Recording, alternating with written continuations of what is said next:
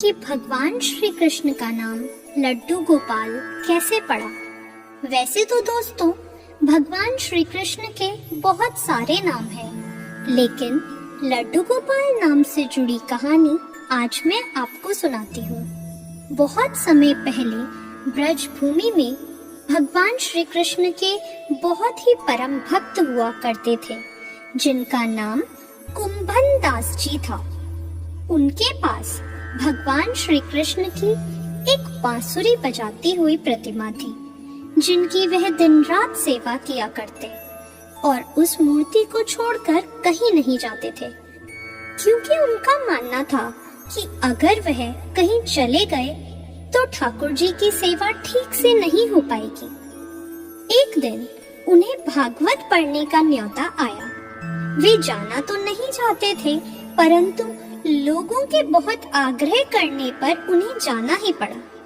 4-5 दिनों तक उन्हें सुबह से शाम भागवत करने जाना था। तो जाने से पहले उन्होंने अपने बेटे, जिसका नाम रघुनंदन था, उससे कहा कि मैंने भोग बना दिया है, तुम ठाकुर जी को भोग लगा देना। यह कहकर वो चले गए। जब भोग लगाने के लिए रघुनंदन ने भोजन की थाली श्री कृष्ण की प्रतिमा के सामने रखी और भोजन करने का आग्रह किया, तो उसने देखा कि भोजन तो वैसे का वैसा ही रखा था।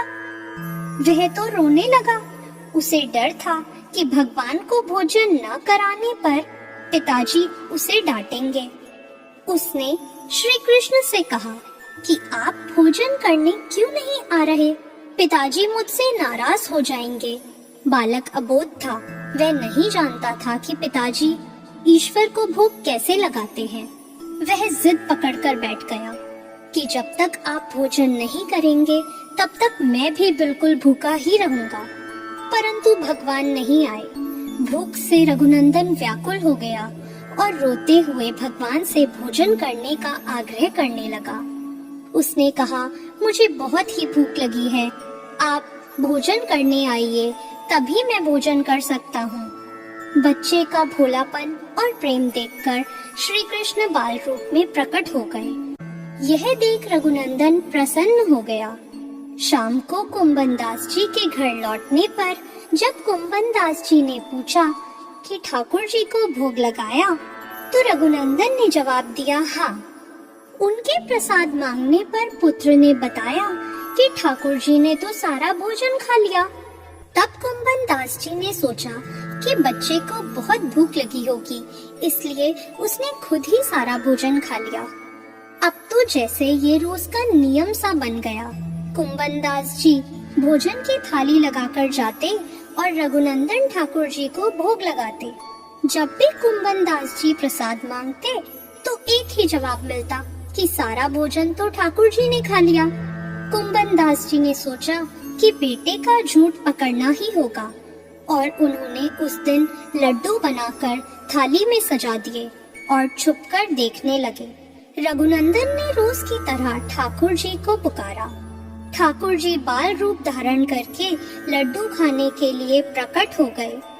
यह देखकर कुंभन दास जी दौड़ते हुए आए और प्रभु के चरणों में गिर गए। उस समय ठाकुर जी के हाथ में लड्डू था और दूसरा लड्डू उनके मुख में जाने ही वाला था, लेकिन कुंभन दास जी के आने पर उन्होंने एक प्रतिमा का रूप ले लिया और जड़ हो गए।